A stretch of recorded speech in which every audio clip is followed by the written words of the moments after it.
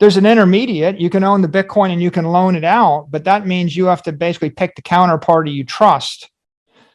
So maybe I get 130% appreciation by just waiting in cold storage.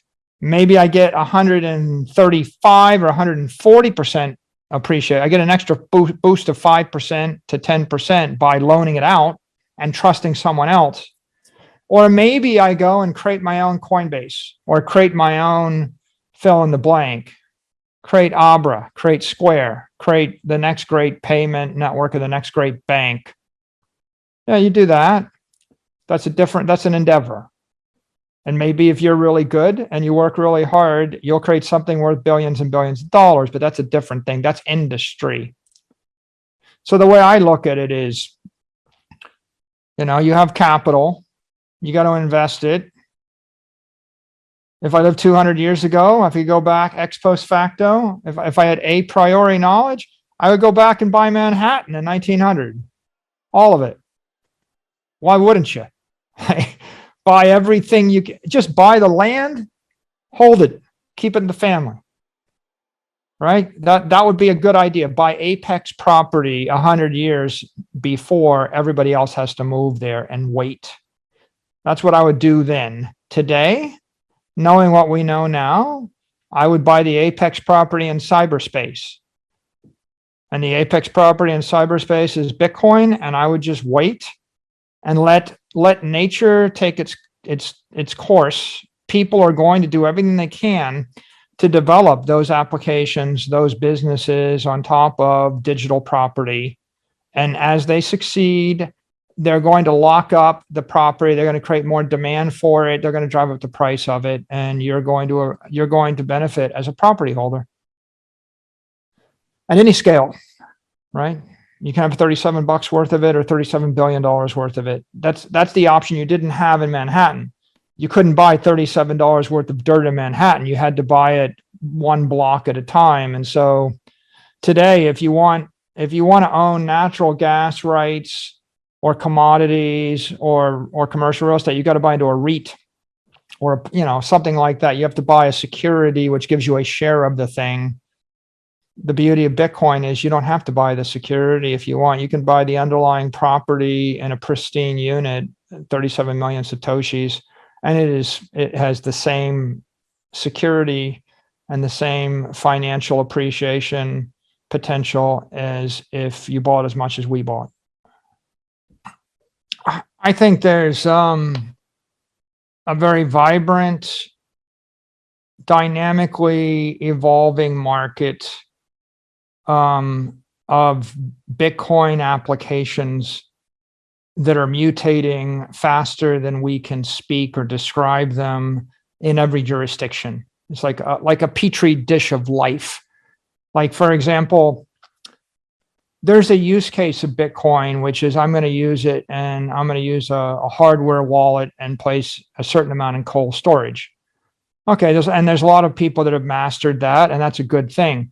But even the people that have mastered that would admit that there's another use case, which is the Chivo application in El Salvador, right? That is a downloadable, you know, wallet that's moving around Bitcoin on the Lightning Network, and it's riskier, right? You've got KYC involved, so it's not as private.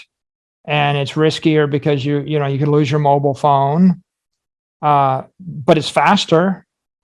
And then you've got a third application, which is like Strike or a third party Lightning wallet, which is, and there are some, Moon or Breeze, they're not KYC, they're non-custodial, and that's a third application. And did that benefit from the existence of the Chivo wallet? Sure it does. The demand for those wallets will go up because the Chivo wallet goes up. And then in the defense of the president of El Salvador, kind of hard to give $30 worth of Bitcoin to every citizen unless you do some kind of KYC citizenship check, right? Otherwise, one citizen claims it 10 million times, right? So, and everybody else gets nothing. So there's an application that's different there. Now, there's a fourth application, right? What if you're a company? A corporation is going to take the view that they don't want to have a single individual. They'll want to have a multi-signature relationship when it comes to custody of their Bitcoin, and they'll have more sophisticated custodial rules. A government would be even different. If you were a citizen of a city, and the city put $1 billion of Bitcoin on its balance sheet, would you want the mayor to carry the keys around? And by the way, if you were the mayor, would you want people to know that you actually have the keys? I mean, wouldn't you be concerned about getting kidnapped and having your fingers ripped off one at a time, or having a family member kidnapped? So in that particular case, they're going to actually be interested in a different thing, right? So that's another application, and that's multi-signature application. But then who should be signing it? And in some cases, it's not even multi-sig across people. It's multi-sig across organizations, like 3 agencies or 3 corporations or auditors might need to have some involvement. So I'm not threatened by the entry of banks. I think that they're all just different manifestations of Bitcoin. Bitcoin is property, and you can build things on top of it. One thing you can build on top of it is a checking account and a savings account. You know, we need Square and PayPal to offer their mobile apps on top of it. But we also could use an ETF. For example, there are organizations in our society. I mean, if I'm an institutional investor, I have $2 billion. It took me 30 years to raise the $2 billion.